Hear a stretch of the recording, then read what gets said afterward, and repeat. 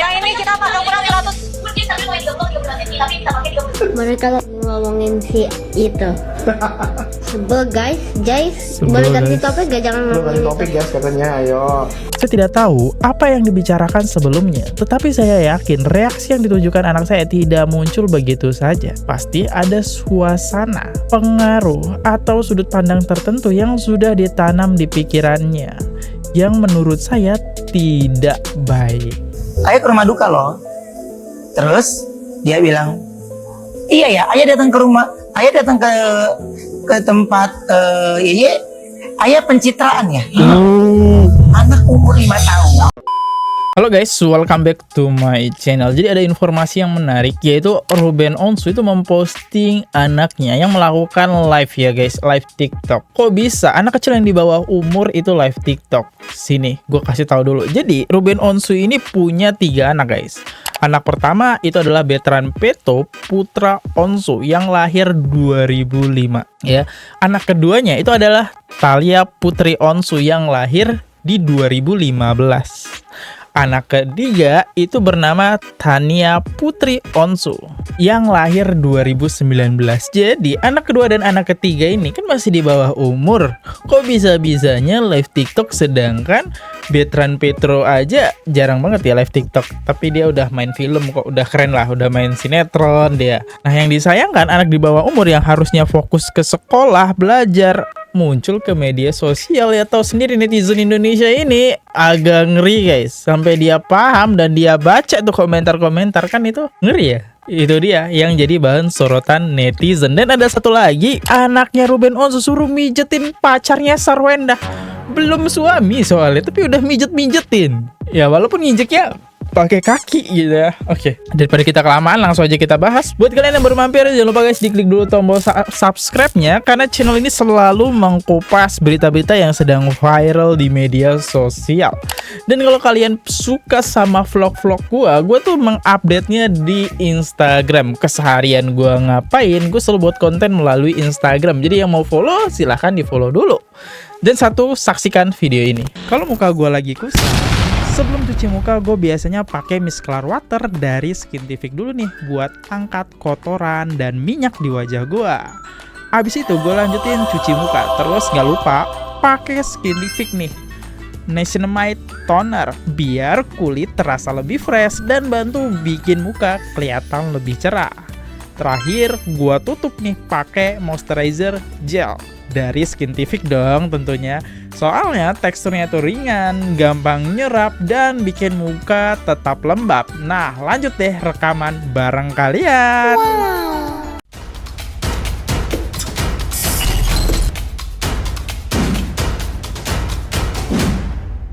Kita udah masuk ke akun Instagramnya dari Ruben Onsu ya guys. Dan yang membuat gua kaget adalah video yang ini guys.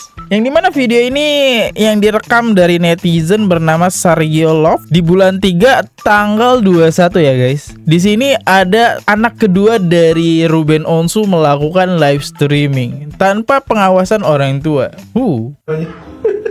Mereka ngomongin si itu. Sebel guys, Sebel, boleh ganti guys. topik gak? Jangan Lu ganti ngomongin topik itu. guys katanya, ayo. Masa ngomongin nggak penting gitu nggak sih? Iya. Ya ketahuan aja udah ngumpet-ngumpet dari tadi, tahan napas loh. Nggak boleh ya tahan napas ya?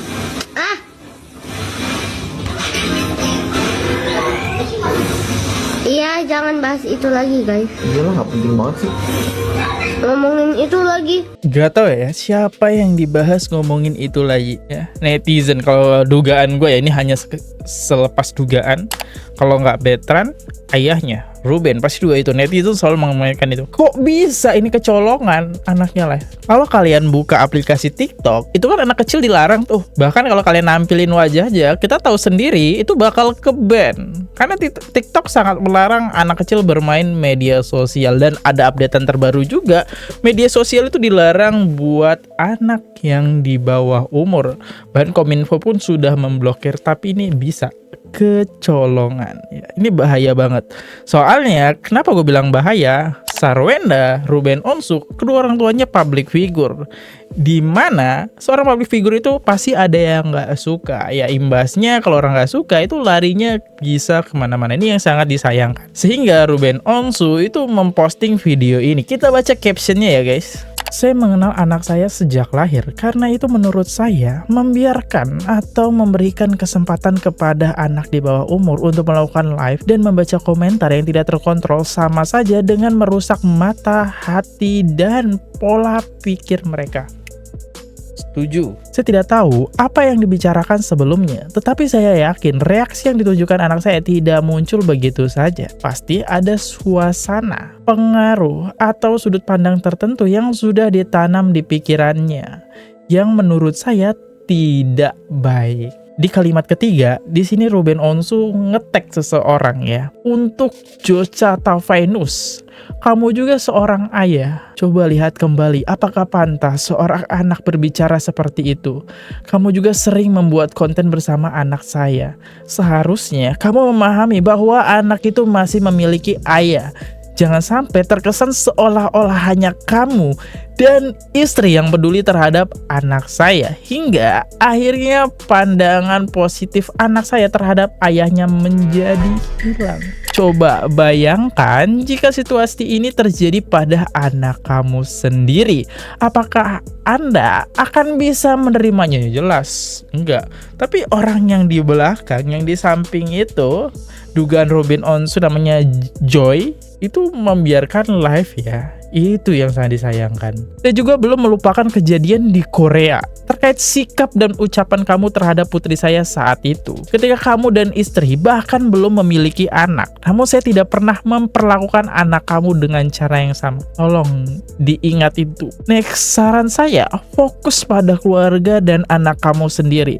Mungkin dengan punya anak lagi, jadi punya kesibukan baru dan paham tentang printing. Dan jangan lagi merepotkan diri untuk mengurus anak saya, karena yang saya lihat pada akhirnya bukan menjaga, melainkan justru berpotensi merusak dan menghancurkan hubungan serta perkembangan anak saya. Saya sangat mengenal karakter anak saya, karena itu jika menyangkut anak, saya tidak akan diam. Saya memilih menjawab melalui Instagram karena ini akan menjadi jejak digital yang suatu hari bisa dilihat oleh anak saya sendiri. Apa yang terjadi dalam video ini adalah sesuatu yang tidak saya benarkan, terutama di orang-orang dewasa yang seharusnya menjadi pendamping dan memberikan contoh yang baik. Jadi video ini justru membuat saya mempertanyakan apakah saat ini anak saya benar-benar berada di lingkungan yang baik dan sehat untuk tumbuh kembang. Kalau gue klik ya, Joy ini Instagramnya, oh suaminya Ciwendy ya. Ini suaminya Ciwendy yang mungkin kalau kalian ingat viralnya Congcong kan ada Ciwendy, adeknya dari Sarwenda. Dari Sarwenda kan punya suami, nah ini suaminya. Jadi bantu ngurusin, cuman ya blunder, gak diawasin ketika anak kecil live, apalagi megang sosial media dengan sekelas ayah dan ibunya itu selebritis. Dan di part terakhir ini Ruben Onsu mengetek pengacaranya.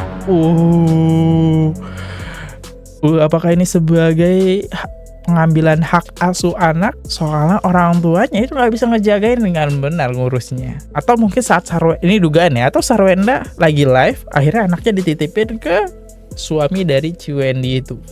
Lanjut lagi, kata-kata ini juga nih yang membuat Mami DP terkejut. Ruben Onsu cerita soal perkataan Tania yang tidak sesuai usianya. Ketika aku nganter anak ke sekolah, terus saya ucapin ke Tania, kemarin ayah datang ke rumah duka loh. Ke rumah duka? Ini anak umur 6 tahun. Kemarin baru 5 tahun berarti. Ayah ke rumah duka loh. Terus dia bilang, iya ya, ayah datang ke rumah, ayah datang ke tempat ayah pencitraan ya. Anak umur 5 tahun. Itu diajarin siapa? Jadi saya langsung gini, Allah, bagaimana rasanya lu menjawab itu? Apa respon Ruben Onsu saat itu? Loh, tahu dari mana kata-kata pencitraan? Emang pencitraan apa sih? dia sebutkan lah. Nggak tahu tuh kata ini Kata siapa? adalah.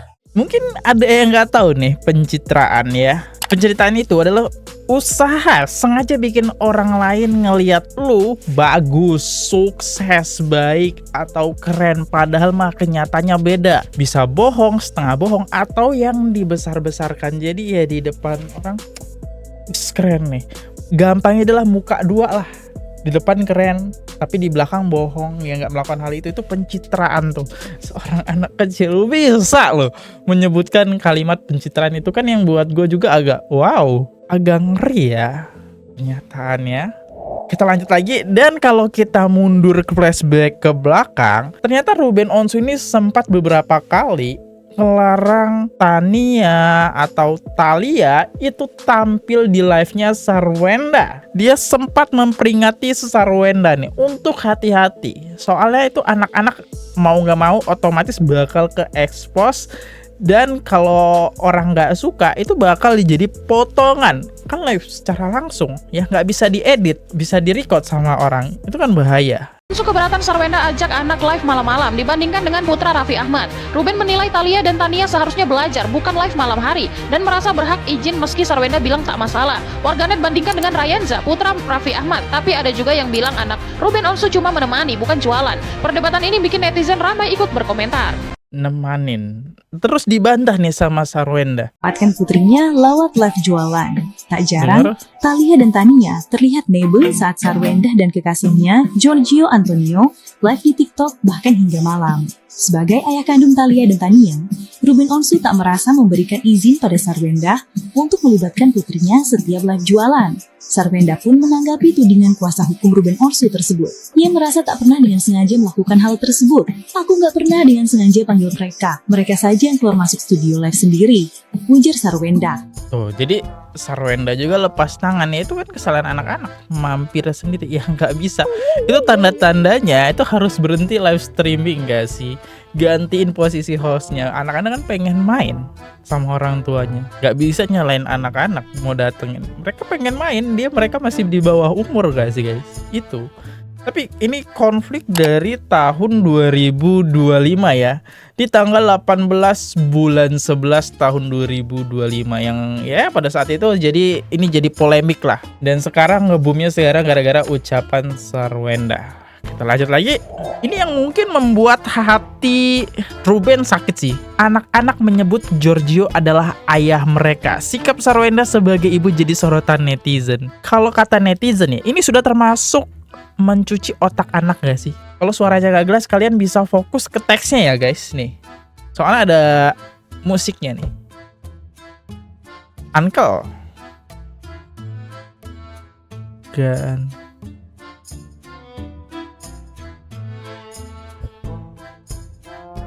seneng dong Sarwenda.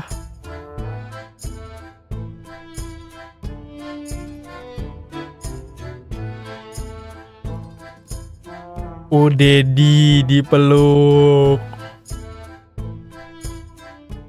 Lihat guys, video ini juga ya, ini bisa bikin Ruben sakit hati lah. Jadi anak-anak itu karena udah terasa nyaman sih, sering ketemu. Tapi sayangnya adalah yang sangat disayangkan, kenapa uncle-nya atau Giorgio Antonio ini belum menikahi Sarwenda. Itu yang sangat disayangkan. Jadi seakan-akan memisahkan nih ayah aslinya dari sudut pandang orang seperti itu ya. Oke guys, ini ekspresi kecewa Ruben saat Tania manggil dia Dedi bukan ayah, karena Dedi itu panggilan buat Gio ya. Gua nggak tahu terlepas ini video lama atau video baru, cuman ini giringan netizennya itu dapet aja gitu ya. Tadi kita udah nonton kan videonya, tapi kalau gue lihat ya, ini kayaknya dugaan gue ini video lama deh ya. Soalnya ini ada salah satu video yang di-share akun TikTok. Soalnya kalau kita nyari video vlog-vlognya Ruben Onsu itu cukup banyak. Jadi kalau gue lihat ini tanggalnya tanggal 23 bulan 3 2024. Itu udah cerai belum sih? Atau masih proses? Ya gue nggak tahu. Tapi tuh giringannya tuh masuk banget. Soalnya sekarang itu sesuai. Jadi Cici Thalia itu ada melakukan live juga. Ya, ini nggak sesensitif tadi. Cuman di sini dia bilang Daddy Gio itu punya Ai, bukan punya kalian. Wah, seorang anak punya dedinya ada 2 ya. Nah, jadi giringan netizen itu dari sini nih. Dari ucapan Thalia seperti ini, akhirnya netizen menemukan video Ruben Onsu yang kecewa disangkut pautkan. Terlepas gue nggak tahu jujur video itu lama atau tidaknya. Yuk bikin aja, yuk gambar sendiri. Halo. Hai apa? Gak boleh. Jadi Gio itu punya Ai, bukan punya kalian. DJ itu punya bukan punya.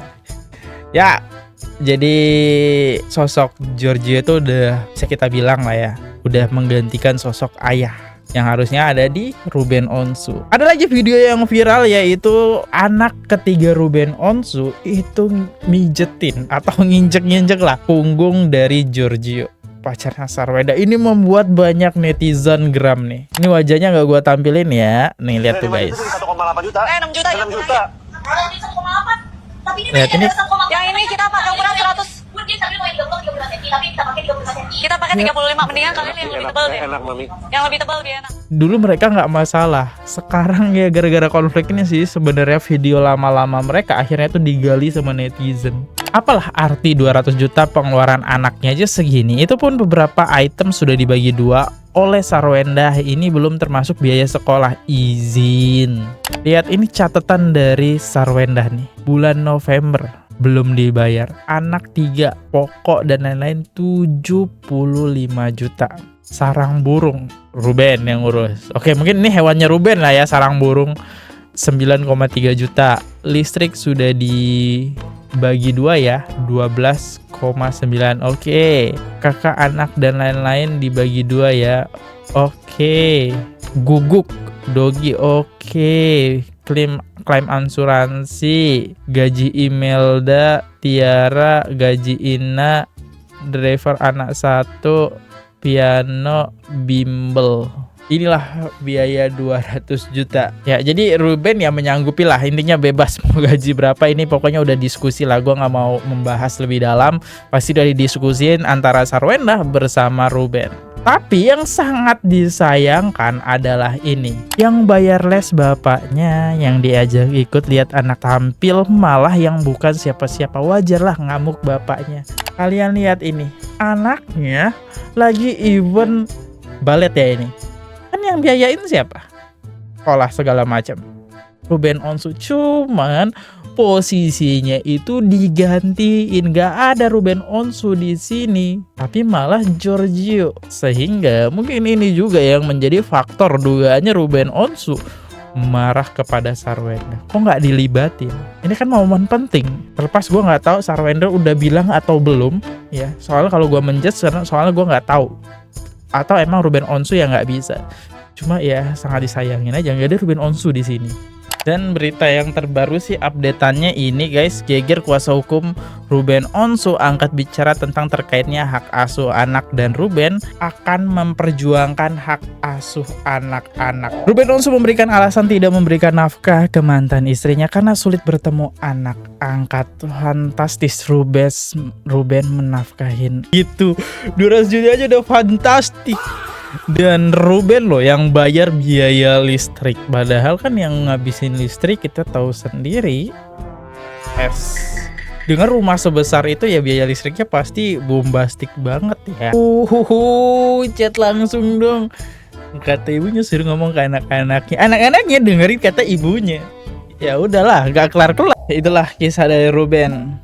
Ya, yang sulit banget ketemu anaknya, dan kalau gue lihat secara media sosial dugaannya anaknya emang didekatkan sama pacarnya Sarwenda yang saat ini Giorgio Antonio, yang kalau kita lihat juga ini kayaknya bakal menjadi pengganti sosok seorang ayah. Dadah guys, itu menurut sudut pandang gue. Gimana menurut sudut pandang kalian? Dan ini informasi yang beredar di media sosial. Sekali lagi gue minta maaf kalau ada kesalahan, misinformasi, dan untuk komentar ya, soalnya videonya belum ada yang terbaru.